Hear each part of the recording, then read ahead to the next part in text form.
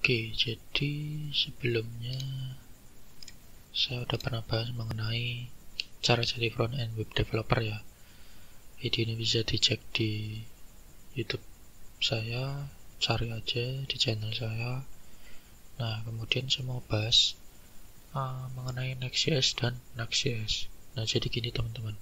Kalau misalnya kita lihat di roadmapnya front end ya, di sini ya, di front end web developer ini, itu kan kalau kita scroll ke bawah itu kita ada materi mengenai SSR dan SSG, server side rendering sama static site generators atau generation. Nah, di dalamnya itu kita bisa pakai React maupun Vue, ada juga Angular. Nah, kalau misalnya kita pakai React, kita diwajibkan belajar Next.js. Kalau pakai Vue, diwajibkan belajar Nuxt.js. Begitu juga dengan SSG, ada Next, ada Nuxt gitu. Nah, tujuannya itu Next sama Nuxt ini seperti yang sudah saya kasih tahu bahwa tujuannya untuk SEO sebenarnya. Tujuannya untuk SEO. Nah, selain untuk SEO, ternyata Nuxt sama Next ini itu bermanfaat juga untuk hal-hal lainnya seperti routing. Misalnya nih kayak gini, kita itu kan kalau bikin halaman di sebuah website pakai framework React ataupun Vue, itu kan setiap halaman kita define satu persatu, setiap halaman kita definisikan satu persatu. Misalnya /growth simulation ada di komponen ini, /development ada di komponen ini, begitu juga seterusnya kan, nggak boleh sampai salah. Nah, kalau pakai Next atau Nuxt, salah satu dari ini, itu tuh routingnya jadi simple kayak gini. Kita disediain folder namanya pages, dimana di dalam folder ini kita bisa bikin komponen. Nah, komponen itu otomatis jadi sebuah halaman website kayak gini nih. Ada node /node/index, kemudian /node/add, /node/id/edit. Ini untuk params yang dinamis. Kemudian selain routing, kita juga dimudahkan kalau di Nuxt.js itu kita dimudahkan dengan folder store. Jadi itu folder store ini fungsinya untuk bikin state management secara global, lebih dari satu gitu, ya kan? Di dalam sebuah aplikasi yang kompleks kan biasanya state management itu bisa lebih dari satu. Misalnya kayak gini, kita bikin calendar.js misalnya.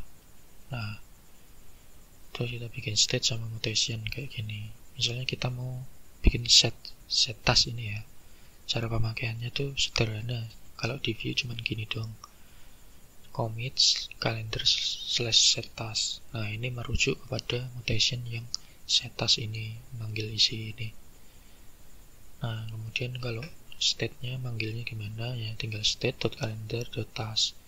Ini kalender nama filenya, task ini nama state-nya. Kemudian perbedaan antara Next sama Nuxt itu apa sih gitu.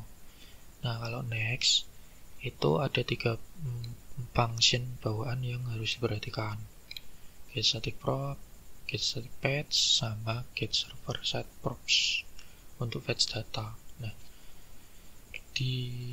kalau misalnya kita pakai Next itu kan untuk React ya.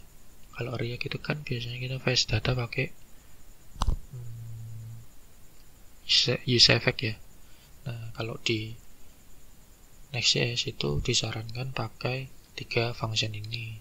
Itu karena kita untuk dapetin fitur server side rendering sama SSG ini gitu. Jadi perbedaannya apa sih antara ketiga function ini? Nah, secara sederhana get static props itu untuk halaman statis ya.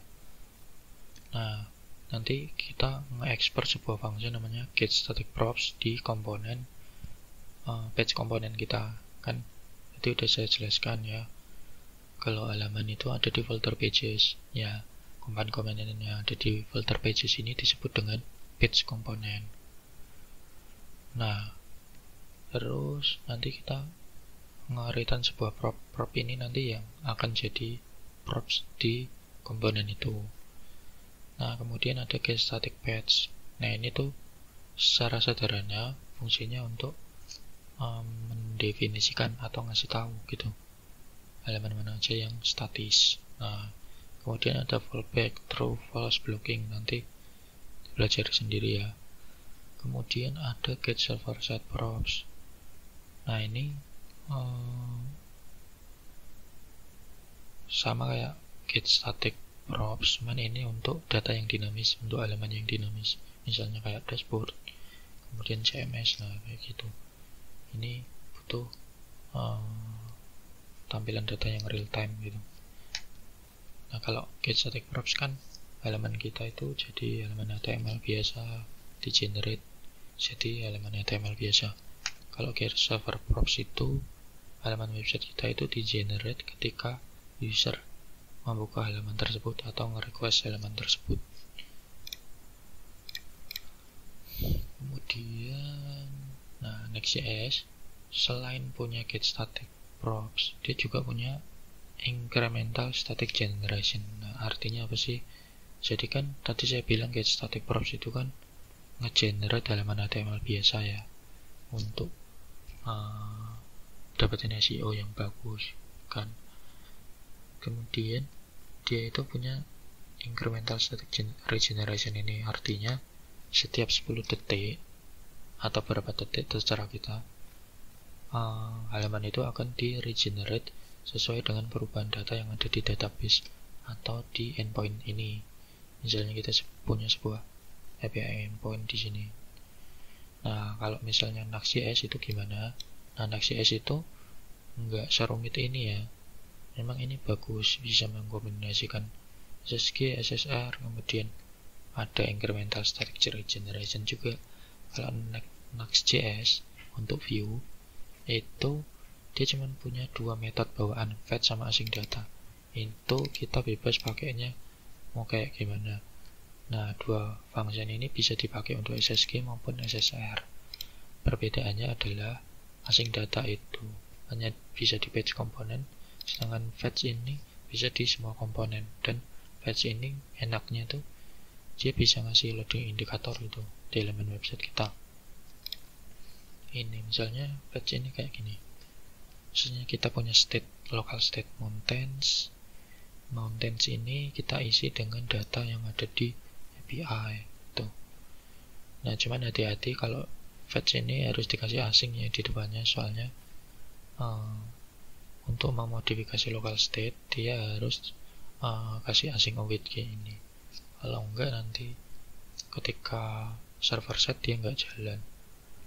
Nah, kemudian ada async data nih. Async data ini ya tadi yang udah saya jelaskan, dia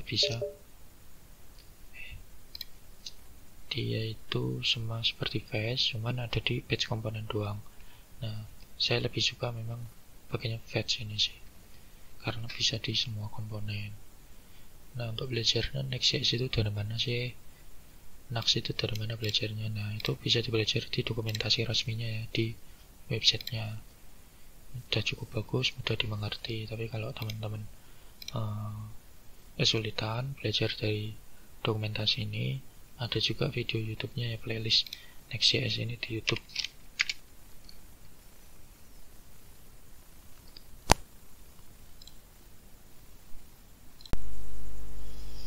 Ya, jadi ini dia. Kalau misalnya teman-teman bingung belajar Next.js dari mana, itu ada playlistnya ya, dari channel namanya CodeVolution. Ini logonya nih, CodeVolution Next.js. Kalau Next.js itu saya belum nemu ya playlistnya yang bagus seperti di mana. Cuman ini dokumentasinya udah mudah dipahami, jadi nggak masalah. Oke, itu aja yang mau saya sampaikan.